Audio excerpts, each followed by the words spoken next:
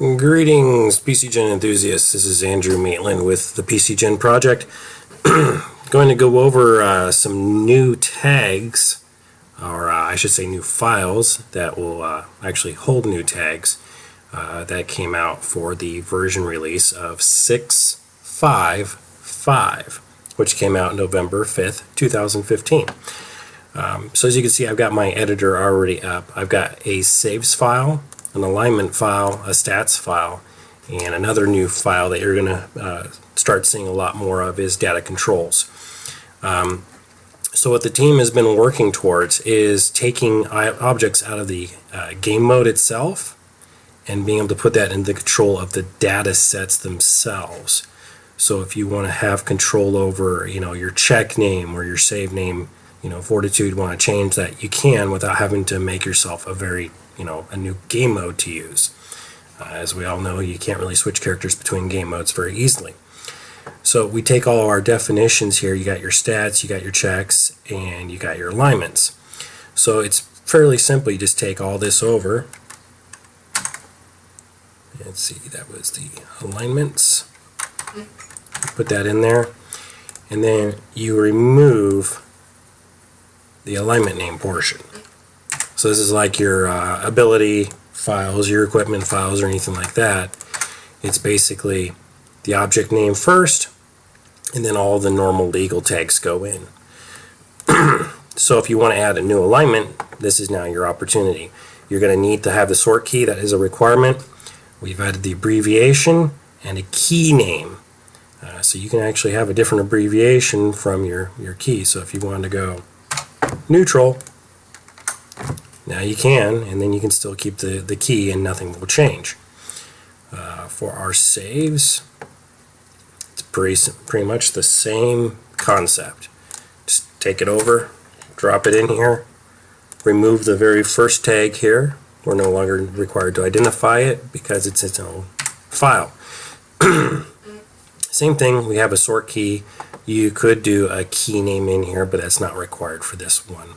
And you can alter your saves as you so desire. And then finally our stat name. So the only thing left in this file is the bonus spells. As soon as that goes away, then we won't need that file at all.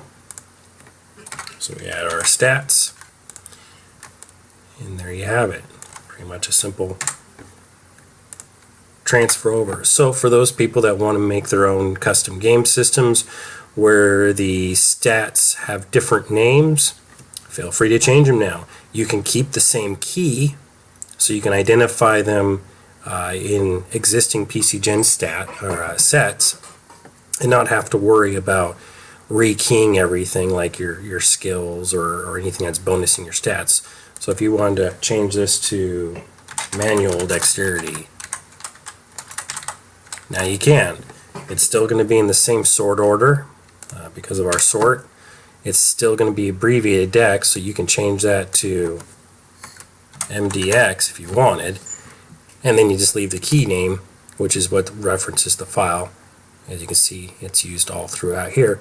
So you can make these little modifications within your own game folder, in your data folder here, and have a lot more control. And this is one of the big steps that we are working towards to get away from the system primarily being D20 reliant.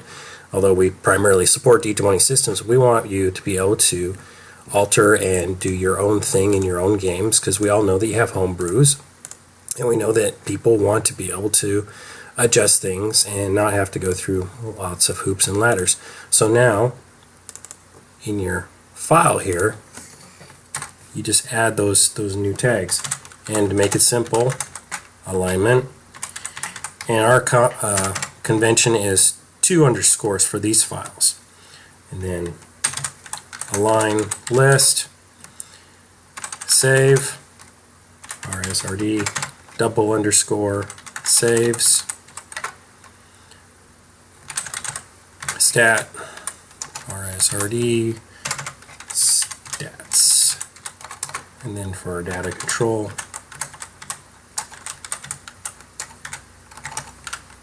I can type today. Data controls. And data controls, actually, you're going to see that a lot more. In fact, tell you what, I'll pull that up right now for you. So in Pathfinder, you're going to see this used quite a bit. Here's an existing data control. We have our fact definitions and fact set definitions.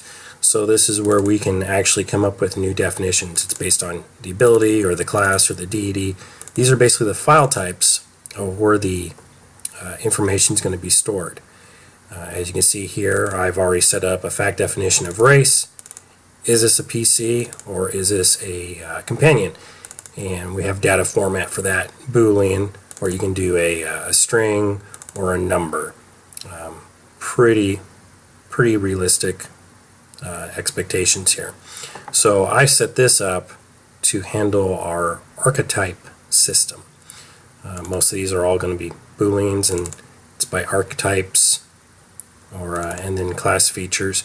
This is set up when I thought the archetypes and the class features had to be kind of different because you had trap sense, but I know how to change that. So now it still functions, but this is a new change that we've introduced as well. So data control holds facts for this time. So you can have a fact, which is a singular, or a fact set, which can be multiples. Like I said, the data format, you can make it visible on the UI, and then allow it to be selectable by our choose tag, which is pretty cool. And then this is a new tag specifically for this. It's called the explanation. This is just a basic text to tell whoever comes after you, what is this supposed to do? And then you can also have your little display name.